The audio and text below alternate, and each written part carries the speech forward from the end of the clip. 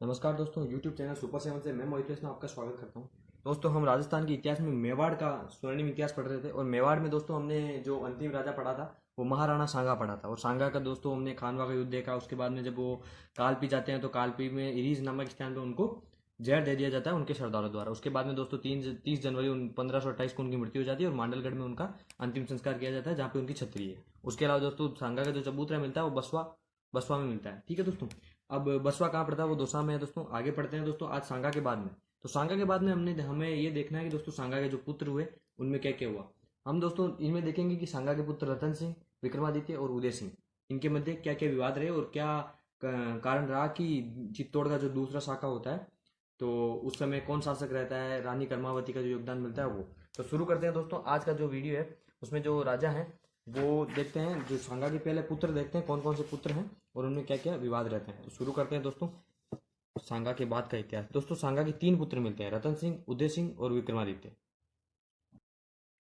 तो दोस्तों देखते हैं महाराणा सांगा और सांगा के 3 पुत्र और उनके मध्य विवाद जो होते हैं वो। दोस्तों सांगा के पुत्र हैं, पहला वो है रतन सिंह। दूसरे दोस्तों जो राणा सांगा के पुत्र मिलते हैं वह उदय सिंह और एक है दोस्तों इनके पुत्र विक्रमादित्य। तो हुआ क्या दोस्तों, जब सांगा जीवित थे तब उन्होंने विक्रमादित्य और उदय सिंह, ये दोनों दोस्तों सगे भाई रहते हैं और इनकी माता रहती है, वो रहती है रानी कर्मावती। इस रानी कर्मावती और उदय सिंह और विक्रमादित्य को दोस्तों वो आज जीवन भर के लिए दोस्तों जो दुर्ग देते हैं वो दुर्ग देते हैं दोस्तों रणथंबोर। इनको एक दुर्ग मिल जाता है दोस्तों जब सांगा जीवित रहते हैं तभी। उस दुर्ग का नाम है दोस्तों रणथंबोर का दुर्ग। रणथंबोर दुर्ग दोस्तों। रणथंबोर में दोस्तों चौहानों ने भी राज किया है। उसके अलावा दोस्तों मेवाड़ के अधीन भी दोस्तों ये दुर्ग रहा था। अब दोस्तों जब इनको रणथंबोर दे दिया जाता है तो सांगा की दोस्तों मृत्यु हो जाती है 1528 में। और रतन सिंह शासक बनते हैं दोस्तों सांगा के बाद और ये रहते हैं 1528 से लेकर 1531 तक। अब दोस्तों इनसे क्या विवाद हुआ। दोस्तों रतन सिंह चाहते हैं कि इनके अधीन जो चित्तौड़ है उसके अलावा जो इनके पिता ने इनको रणथंबोर दिया है वो भी इनके अधीन हो। तो रतन सिंह इनसे दोस्तों द्वेष रखते हैं और दोस्तों वो बार बार इनसे इस रणथंभौर दुर्ग की मांग करते हैं। तो दोस्तों होता क्या है, ये रानी कर्मावती है, ये दोस्तों बूंदी की राजकुमारी है और ये हाडा चौहानों की दोस्तों हाडा चौहान वंश से। हाडा चौहान बूंदी में दोस्तों हाडा चौहान थे। उस वंश से संबंधित कौन है दोस्तों, रानी कर्मावती। और इनका एक भाई रहता है, उस भाई का नाम है दोस्तों सूरजमल। सूरजमल जो दोस्तों बूंदी का शासक भी रहेगा। अब दोस्तों जब ये बार बार इनसे मांग करते हैं तो रानी कर्मावती इनके भाई को ये बात बताती है। ये सूरजमल हाडा है दोस्तों, इनको ये भाई को ये बात बताती है और दोस्तों सूरजमल एक बार इनको इनवाइट करते हैं अहेरिया जो उत्सव होता है उसके लिए। तो ये दोस्तों आते हैं अहेरिया उत्सव के लिए। सूरजमल और रतन सिंह वहां से आते हैं, सूरजमल से मिलते हैं। और अहेरिया उत्सव, इसमें दोस्तों क्या होता है, शिकार के लिए उत्सव होता है। एक मिनट दोस्तों, अहेरिया शिकार के लिए दोस्तों ये उत्सव का आयोजन किया जाता है। और दोस्तों जंगल में जाते हैं सूरजमल और रतन सिंह। दोस्तों सूरजमल जंगल में तो जाते हैं पर रतन सिंह को दोस्तों सूरजमल मार देते हैं। तो सूरजमल द्वारा रतन सिंह की हत्या कर दी जाती है।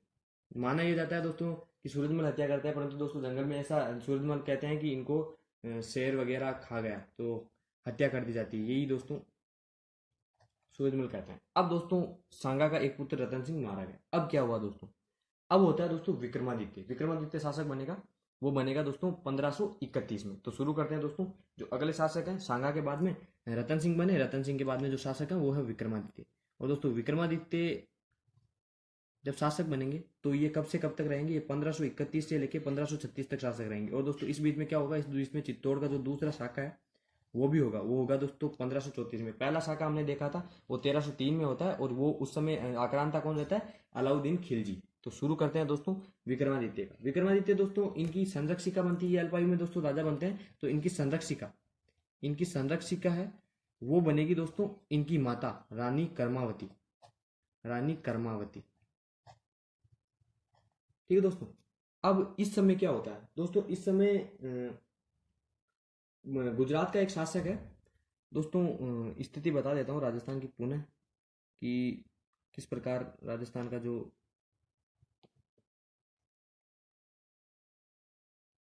अभी का राजस्थान है वो दोस्तों।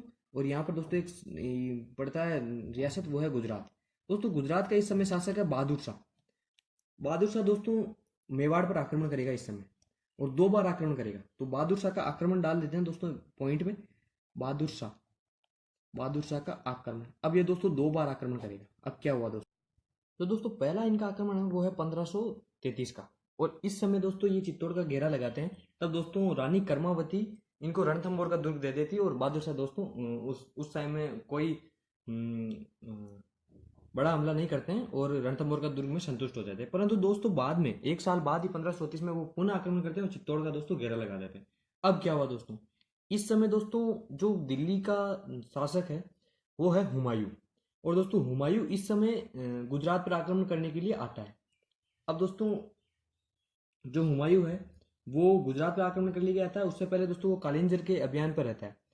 बाद में दोस्तों वो गुजरात गुजरात आएगा। परंतु दोस्तों इस समय जब वो गुजरात पे आक्रमण करने आता है, तब बहादुर शाह उसको एक चिट लेटर लिखता है, और लेटर में ये लिखता है दोस्तों कि अभी मैं धर्म विरोधियों को मारने के लिए आया हुआ हूँ, उनको समर्पण कराने के लिए आया हुआ हूँ, उनका दुर्ग जीतने के लिए आया हुआ हूँ, तो अभी तुम मेरे पे हमला मत करो।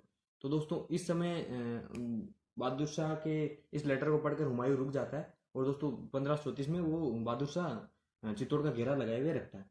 अब दोस्तों इस समय होगा चित्तौड़ का शाखा। परंतु इसी समय दोस्तों रानी कर्मावती उनको राखी भेजती है। ये दोस्तों ये कहानी भी मिलती है, रानी कर्मावती उनको राखी भेजती है। परंतु दोस्तों जो हुमायूं है वो उसको उसके जो धर्म गुरु है वो रोक लेते हैं कि जो बहादुर शाह है वो भी धर्म के विरुद्ध कार्य करने वालों को, इस्लाम धर्म के विरुद्ध जो लोग हैं उनको हराने के लिए गया हुआ है, तो तुम रुक जाओ। माना यह जाता है कि दोस्तों कुछ इतिहासकार ये मानते हैं कि हुमायूं आता है तब तक बहादुर शाह दुर्ग को जीत लेता है। तो ये कहानी दोस्तों अलग है, उसमें दोस्तों चित्तौड़ का जो शाखा होता है वो हमें पढ़ना है। तो इस समय जो शाखा होता है उसमें दोस्तों क्या हुआ कि रानी कर्मावती पहले दोस्तों समर्पण करती नहीं है। बाद में दोस्तों क्या होता है कि चित्तौड़ का शाखा करने का टाइम आता है। अब दोस्तों इसमें जो शाखा करेगा वो कौन है, इसके अलावा जो जोहर करेगी, जो केसरिया करेगा वो कौन है, और शाखा करेगी जो जोहर करेगी वो कौन है। तो देखते हैं दोस्तों, शुरू करते हैं दोस्तों। जो दूसरा आक्रमण होता है वो, और इस समय दोस्तों चित्तौड़ का दूसरा शाखा होता है, चित्तौड़ का दूसरा शाखा, चित्तौड़ का दूसरा शाखा।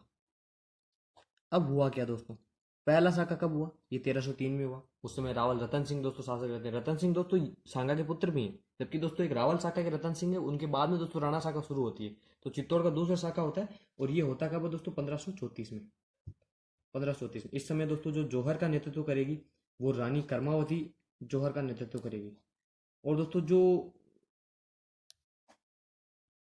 केसरिया का नेतृत्व करेंगे, केसरिया का नेतृत्व, और वो करेंगे दोस्तों बाघ सिंह। ये बाघ सिंह कौन है दोस्तों, बाघ सिंह के बारे में जानते हैं। तो दोस्तों हमने पढ़ा था कि राणा सांगा का जो युद्ध होता है वो, राणा सांगा का युद्ध होता है दोस्तों बाबर से, और उस समय जो देवलिया ठिकाने का जो दोस्तों ठिकानेदार है वो है बाघ सिंह, और वही बाघ सिंह दोस्तों बाद में इनका सेनापति बनता है। और दोस्तों इस समय जो जब चित्तौड़ पर बहादुर शाह का आक्रमण होता है तब केसरिया का नेतृत्व करता है बाघ सिंह। और दोस्तों जब ये शाखा होता है उससे पहले दोस्तों रानी कर्मावती अपने दोनों पुत्र विक्रमादित्य, उदय सिंह और विक्रमादित्य, इन दोनों को दोस्तों अपने पीहर बूंदी भेज देगी, क्योंकि हमने पढ़ा था दोस्तों हारडा चौहानों की राजकुमारी है, और दोस्तों इनके भाई है सूरजमल हारडा। उससे पहले दोस्तों जब ये शाखा होता है तब उदय सिंह और विक्रमादित्य को कहाँ भेज देती है रानी कर्मावती, अपने पीहर बूंदी भेज देती है। अब दोस्तों क्या हुआ, जब बूंदी चले गए उदय सिंह, कौन कौन गए दोस्तों, उदय सिंह बूंदी, उदय सिंह और दोस्तों विक्रमादित्य। विक्रमादित्य बड़े पुत्र हैं दोस्तों कर्मावती के, विक्रमादित्य ये दोस्तों बूंदी चले जाते हैं। ये दोस्तों विक्रमादित्य बड़े पुत्र हैं कर्मावती के, और दोस्तों छोटे पुत्र कौन है, उदय सिंह। अब जब 1534 में आक्रमण हो गया बहादुर शाह का, और बहादुर शाह का अधिकार कहाँ हो गया, 1534 में अधिकार हुआ चित्तौड़ पर। किनका दोस्तों, बहादुर शाह का। अब बहादुर शाह का अधिकार हो गया, तो दोस्तों बहादुर शाह को छोड़कर जाने की क्या जरूरत पड़ी। बाद में दोस्तों बहादुर शाह चले जाते हैं गुजरात वापस, क्योंकि दोस्तों इस समय जो चित्तौड़ पर तो जब घेरा डाल रखा है, तब बहादुर शाह पे आक्रमण करने के लिए तैयार कौन है दोस्तों, उधर हुमायूं। तो 1534 में दोस्तों हुमायूं आक्रमण कर देता है बहादुर शाह पर गुजरात में। और दोस्तों बहादुर शाह कहाँ चले जाते हैं, पुणे गुजरात। बहादुर शाह गुजरात जाता है, और दोस्तों बहादुर शाह के गुजरात जाते ही दोस्तों मेवाड़ के जो सामंत है, वो मेवाड़ के सामंत दोस्तों उदय सिंह और विक्रमादित्य को बूंदी से ले आते हैं। बूंदी से मेवाड़ी सामंत, मेवाड़ी सरदार दोस्तों, वो दोस्तों उदय सिंह और उदय सिंह और विक्रमादित्य कहाँ ले आते हैं दोस्तों, बूंदी से मेवाड़, बूंदी से मेवाड़। और बड़े पुत्र होने के नाते विक्रमादित्य को क्या बना देते हैं दोस्तों, विक्रमादित्य को बनाते हैं राजा। तो दोस्तों एक साल कुछ इस प्रकार रहा कि विक्रमादित्य दोस्तों बूंदी में है। अब यही विक्रमादित्य हैं दोस्तों जो मीराबाई को दोस्तों जो जो प्रताड़ित करते रहेंगे। तो दोस्तों विक्रमादित्य यही है वो। और जो मीराबाई है वो दोस्तों सांगा के एक पुत्र हैं भोजराज। सांगा के एक पुत्र जो भोजराज है दोस्तों, जो खानवा के युद्ध में मारा जाता है दोस्तों। रतन सिंह, उदय सिंह, विक्रमादित्य और भोजराज भी सांगा के पुत्र दोस्तों। इनकी पत्नी रहती है मीराबाई। तो मीराबाई को दोस्तों प्रताड़ित कौन करता रहेगा दोस्तों? विक्रमादित्य। और इस विक्रमादित्य की दोस्तों हत्या कौन करेगा? बनवीर। इनकी हत्या कौन करेगा? बनवीर।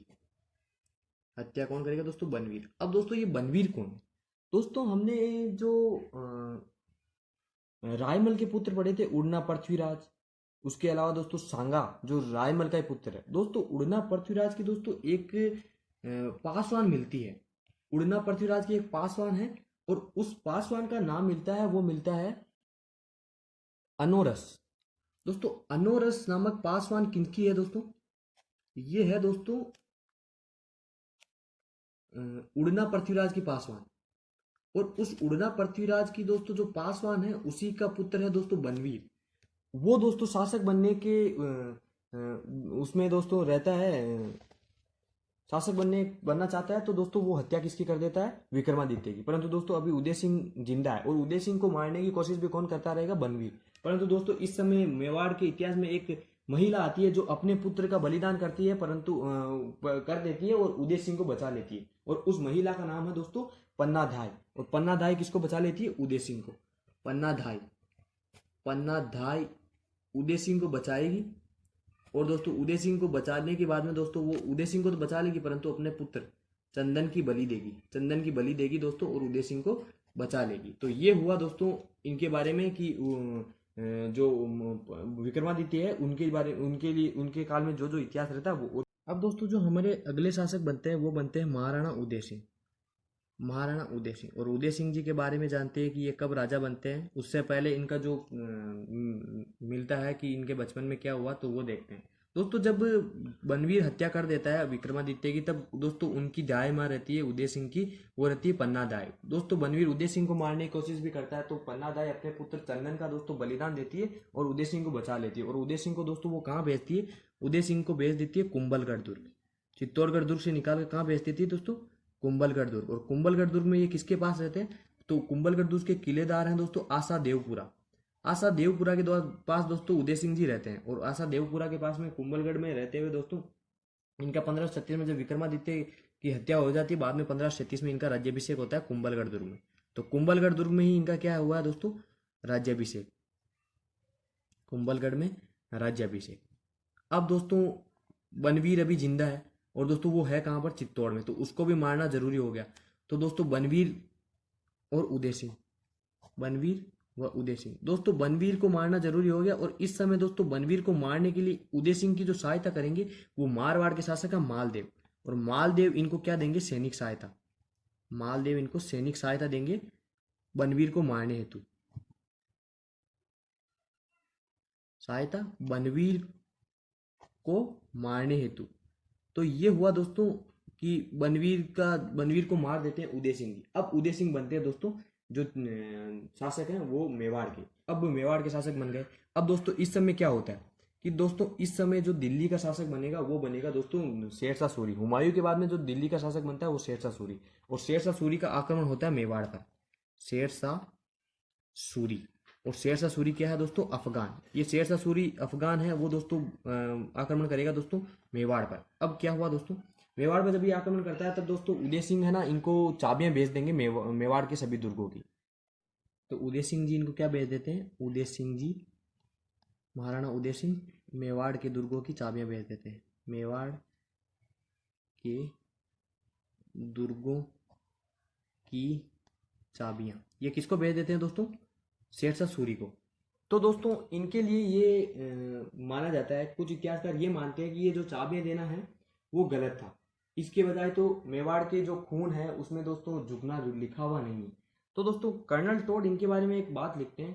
कर्नल टोड लिखते हैं कि महाराणा सांगा के पुत्र है दोस्तों उदय सिंह, और उदय सिंह के पुत्र होंगे प्रताप। तो दोस्तों महाराणा सांगा और प्रताप के बीच में अगर उदय सिंह नहीं होते तो मेवाड़ का इतिहास और भी स्वर्णिम होता।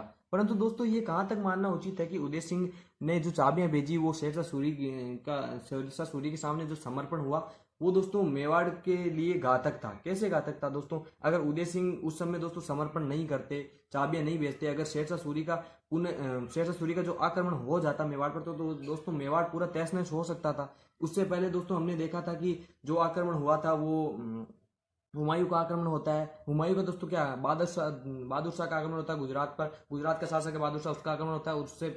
और चित्तौड़ का दोस्तों दूसरा शाखा होता है। तो दोस्तों शेरशाह सूरी को चाबी भेजना उदय उदय सिंह का दोस्तों सूझबूझ का दोस्तों परिणाम था और ये दोस्तों मेवाड़ के लिए अच्छा रहा। अब दोस्तों इनका मालदेव से विवाद भी होगा, वो पढ़ेंगे। उससे पहले दोस्तों हम पढ़ते हैं इनके ऊपर इनका जो कार्य रहता है स्थापत्य में वो देखते हैं। तो दोस्तों 1559 में दोस्तों उदय सिंह जी करते हैं उदयपुर की स्थापना। उदयपुर की स्थापना ये दोस्तों इनका पहला कार्य हुआ, उदयपुर की स्थापना। अब दोस्तों दूसरा कार्य वो है दोस्तों इनका उदय सागर झील का निर्माण। उदयपुर के पास में दोस्तों उदय सागर झील का निर्माण। इसके अलावा दोस्तों इन्होंने क्या करवाया? दोस्तों पिछोला झील है, पिछोला झील, और पिछोला झील के पास में दोस्तों इन्होंने क्या बनवाया दोस्तों? सिटी पैलेस, जिसको चंद्रमहल कहा जाता है, वो सिटी पैलेस का निर्माण भी इन्होंने करवाया। तो ये हुआ दोस्तों इनका स्थापत्य में जो योगदान मिलता है वो। अब दोस्तों इनका जो मालदेव से विवाद रहता है वो पढ़ते हैं। मालदेव से इनका विवाद है दोस्तों वो है खेरवा। खेरवा का दोस्तों एक जागीरदार है खेरवा। खेरवा दोस्तों ठिकाना पड़ता है और ठिकानेदार की दोस्तों पुत्रियां रहती है दो। ठिकानेदार, इस ठिकानेदार की दोस्तों दो पुत्रियां हैं। एक का नाम है दोस्तों स्वरूप देवी, स्वरूप देवी, और एक का नाम है दोस्तों रूप देवी। दोस्तों स्वरूप देवी का विवाह हुआ हुआ रहता है मालदेव से, परंतु दोस्तों मालदेव क्या करता है? रूप देवी से भी विवाह करना चाहता है और इस रूप देवी का विवाह रूप देवी का विवाह किससे होता है? उदय सिंह से।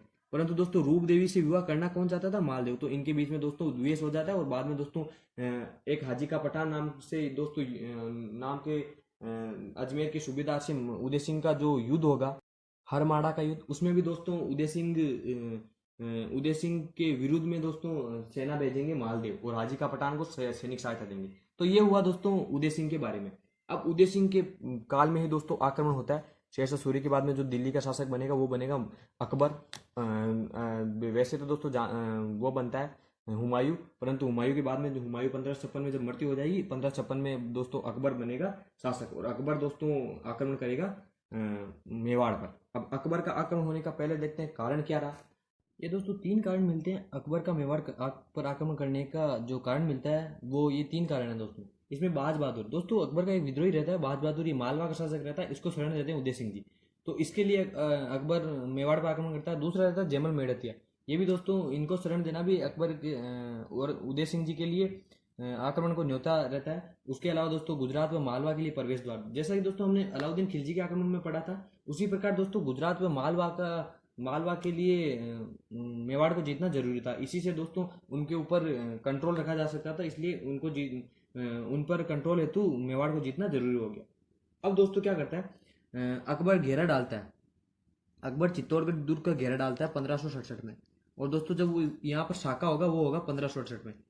शाखा होगा दोस्तों 1568 में। अब ऐसा क्या होता है दोस्तों, चित्तौड़ के किले पे एक एक वर्ष तक शाखा रह जाता है, क्या कारण है दोस्तों? दोस्तों चित्तौड़ के किले को सबसे बड़ा लिविंग फोर्ट माना जाता है। इसके अलावा दोस्तों इसमें दोस्तों खेती योग्य भूमि है तो लोग वहीं पे अनाज बो लेते हैं। उसके अलावा दोस्तों यहाँ पे पीने योग्य पानी मिल जाता है तो अंदर लोग खेती कर लेते थे। और दोस्तों हमने रतन सिंह के काल में देखा था कि अलाउद्दीन खिलजी आक्रमण करता तब उसमें भी वो घेरा लगभग 6 महीने तक रहता है। उसके बाद में वो धोखे से रतन सिंह को बंदी बनाता है। बाद में दोस्तों वो पहले शाखे में हमने पढ़ लिया था। दूसरी शाखे में दोस्तों बाज बहादुर भी यहाँ पर घेरा डाले हुए रहता है। और दोस्तों जो तीसरा शाखा है उसमें अकबर को भी दोस्तों 1568 तक वेट करना पड़ा। अब दोस्तों क्या होता है, जो अकबर होता है अकबर के साथ इसमें आता है आमेर के जो राजकुमार हैं उस समय भगवंत दास। ये दोस्तों आमेर के राजकुमार है भगवंत दास भी साथ आते हैं। अब क्या हुआ दोस्तों, दोस्तों उदय सिंह जी क्या करते हैं दोस्तों, जब घेरा लगा हुआ रहता है तब उदय सिंह जी अपना जो दुर्ग थे वो दुर्ग का बाहर सौंप जाते हैं जयमल मेड़तिया और दोस्तों फत्ता सिसोदिया। जयमल मेड़तिया तथा फत्ता सिसोदिया इनको दोस्तों बाहर सौंप कर खुद कहाँ चले जाते हैं? पहाड़ों में। दोस्तों ये सलाह उनको मेवाड़ी सरदार देते हैं क्योंकि वो सोचते हैं अगर राजा ही खत्म हो जाएगा तो मेवाड़ का वंश आगे कैसे चलेगा। तो उदय सिंह जी कहाँ चले जाते हैं? पहाड़ियों में चले जाते हैं और जेमल और मेड़तिया और फत्ता सिसोदिया को दुर्ग का बाहर सौंप जाते हैं। अब क्या होता है दोस्तों, जैसे अकबर तोपे चलाता है, दुर्ग क्षतिग्रस्त होता है। बाद में दोस्तों शाम को, जैसे सुबह दुर्ग क्षतिग्रस्त होता है, शाम को रात में दोस्तों वो मेवाड़ के सैनिक है वो दोस्तों दुर्ग की दीवारों को मरम्मत कर लेते हैं। अब दोस्तों ऐसा चलता रहता तो एक दिन क्या, जेमल मेड़त दोस्तों दुर्ग की दीवार पे चढ़कर उसको सही करवा रहा था दीवार को, और अकबर अपनी बंदूक संग्राम से, अकबर संग्राम बंदूक से दोस्तों गोली चलाता है, संग्राम से गोली चलाता है। और दोस्तों वो गोली किसके लगती है, जेमल मेड़तिया की। और जेमल मेड़तिया क्या हो जाता है दोस्तों, जेमल मेड़तिया घायल हो जाते हैं,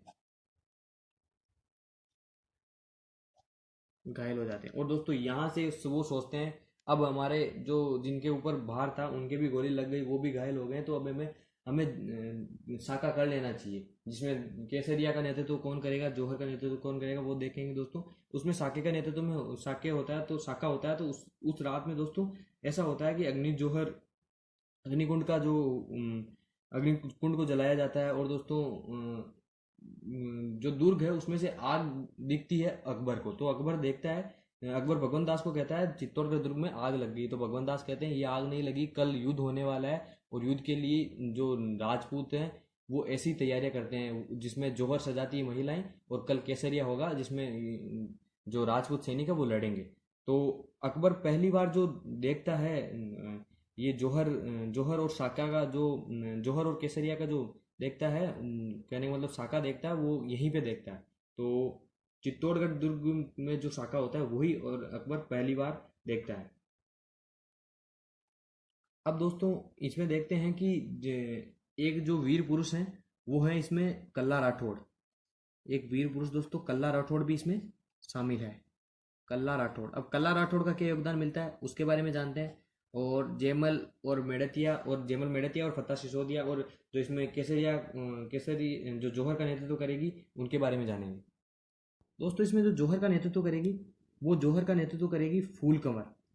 और ये फूल कंवर कौन है, ये फूल कंवर है पत्नी है दोस्तों किसकी, फत्ता सिसोदिया की। और जो फूल कंवर है वो बहन किसकी है, ये बहन है जेमल मेड़तिया की, जेमल मेड़तिया की। ये दोस्तों जेमल मेड़तिया की तो बहन है और फत्ता सिसोदिया की क्या है, पत्नी। और ये करेगी जौहर का नेतृत्व। जबकि दोस्तों जो केसरिया है उस केसरिया का नेतृत्व कौन करेंगे, पहले दोस्तों जेमल मेड़तिया के पास कमान रहेगी, बाद में जेमल मेड़तिया से दोस्तों ये फत्ता सिसोदिया के पास में कमान जाएगी। अब जेमल मेड़तिया और कल्ला राठौड़ का क्या मिलता है दोस्तों, जब जेमल के गोली लग जाती है पैरों में, तो वो घायल हो जाते हैं। और दोस्तों उनको कंधों पे बिठाकर युद्ध लड़ते हैं कल्ला जी। तो लगता है ऐसे कि दोस्तों चार हाथ वाला कोई व्यक्ति लड़ रहा है। तो कल्ला जी कंधे पर बिठाकर कंधे पर बैठाकर युद्ध लड़ते हैं। और तभी से इनको क्या कहा जाता है दोस्तों, चार हाथों वाले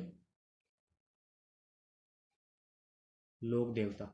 ये किनको कहा जाता है दोस्तों, कलाजी राठौड़ का। इस प्रकार दोस्तों यहाँ का जो तीसरा शाखा है चित्तौड़ का वो हो जाता है। सर्वाधिक शाखे दोस्तों चित्तौड़ में हुई है, इसके अलावा 2.5 शाखे जैसलमेर में हुए हैं। हमने दोस्तों दुर्ग का टॉपिक पढ़ा था, उसमें भी हमने देखा था कि दोस्तों कौन से किले में कौन कौन से कितने जौहर हुए हैं उनके बारे में।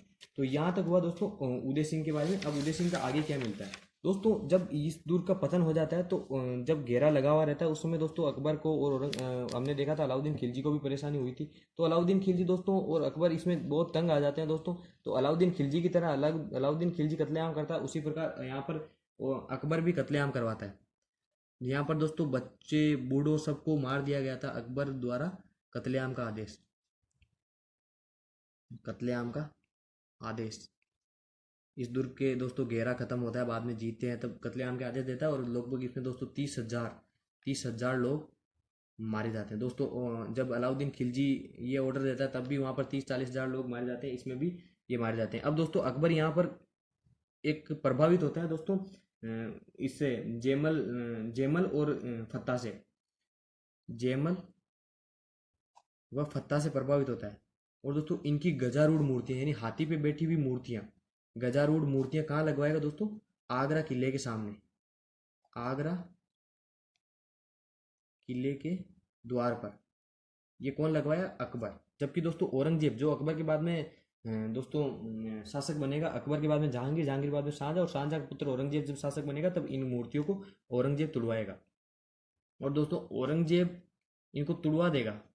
परंतु दोस्तों अकबर के काल में एक राय सिंह नामक बीकानेर के शासक हैं, शासक है बीकानेर के राय सिंह, अकबर के दोस्तों समकालीन हैं। ये दोस्तों जब जूनागढ़ का निर्माण करवाएंगे तब जूनागढ़ जूनागढ़ दुर्ग पर वही गजारूढ़ मूर्तियां दुर्ग के द्वार पर लगवाएंगे। जूनागढ़ दुर्ग के द्वार पर जयमल व फत्ता की मूर्तियां। ठीक है दोस्तों, ये कौन लगवाएंगे? राय सिंह जी। ये जूनागढ़ के सामने हो जाएगी। अब दोस्तों क्या हुआ, उदय सिंह जी पहले पहाड़ों में चले गए, बाद में उदय सिंह जी आते हैं और गोगुंदा को अपनी राजधानी बनाते हैं। गोगुंदा को राजधानी बनाया किन्होंने दोस्तों? उदय सिंह जी ने। और दोस्तों बाद में गोगुंदा में क्या होगी? उदय सिंह जी की मृत्यु। और कब होती है दोस्तों? ये होती है 28 फरवरी 1572। ये हुआ दोस्तों उदय सिंह जी के बारे में जो जो इनका योगदान था। इसके अलावा दोस्तों चित्तौड़ का जो तीसरा शाखा होता है वो। अब दोस्तों उदय सिंह जी की जो पत्नियां रहती है वो दो पत्नियां रहती है। दोस्तों उदय सिंह की जो दो पत्नियां मिलती है, वैसे दोस्तों पत्नियां काफ़ी सारी रहती थी राजाओं के, परंतु दो पत्नी हैं उनमें से जो जिनसे पुत्र उत्पन्न होते हैं और जो बाद में दोस्तों राजा बनने में जो इनके राजमहलों की जो क्रांति होगी उनके बारे में भी पढ़ेंगे। तो उनमें क्या क्या होता है, तो दोस्तों इनकी एक रहती है धीरबाई, भटनियानी रानी धीरबाई, और एक रहती है जयवंताबाई, जयवंताबाई। और दोस्तों जयवंताबाई से उत्पन्न होते हैं महाराणा प्रताप, महाराणा प्रताप, और दोस्तों एक होते हैं शक्ति सिंह, शक्ति सिंह। ये होते हैं जयवंताबाई से। जबकि दोस्तों धीरबाई रहती है उनसे होते हैं, वो होते हैं जगमाल, जगमाल। और दोस्तों जो ये जयवंताबाई रहती है ये पाली के अखेराज सोनगरा की पुत्री रहती है। तो ये हुई दोस्तों उदय सिंह जी के बारे में कि उदय सिंह जी की जो पत्नियां रहती है वो। अब दोस्तों एक बात मैं आपको बताना भूल गया था, जो मैं यहाँ बता देता हूँ। दोस्तों जब उन्होंने 1559 में उदयपुर की स्थापना की तो दोस्तों बाद में ये उदयपुर को क्या बनाते हैं? राजधानी। जो बाद में दोस्तों इनसे चित्तौड़ छिन जाता है, तो ये गोगुंदा को पुनः राजधानी बनाते हैं। दोस्तों इनकी जो राजधानी रहती है, एक तो उदयपुर रहती है और एक गोगुंदा रहती है। ठीक है दोस्तों, तो इनकी दो राजधानियां रही। कौन कौन सी रही दोस्तों? उदयपुर, उदयपुर नगर को इन्होंने बसाया था, ये उनकी उसको राजधानी बनाते हैं। और दोस्तों गोगुंदा। तो ये दो राजधानी किनकी रही? उदय सिंह जी। तो यहाँ तक होता है दोस्तों आज का हमारा वीडियो। उदय सिंह और विक्रमादित्य के बारे में हमने पढ़ा। आज के लिए दोस्तों इतना ही। तब तक के लिए दोस्तों धन्यवाद। वीडियो को लाइक करें, शेयर करें और चैनल सुपर 7 को सब्सक्राइब करें।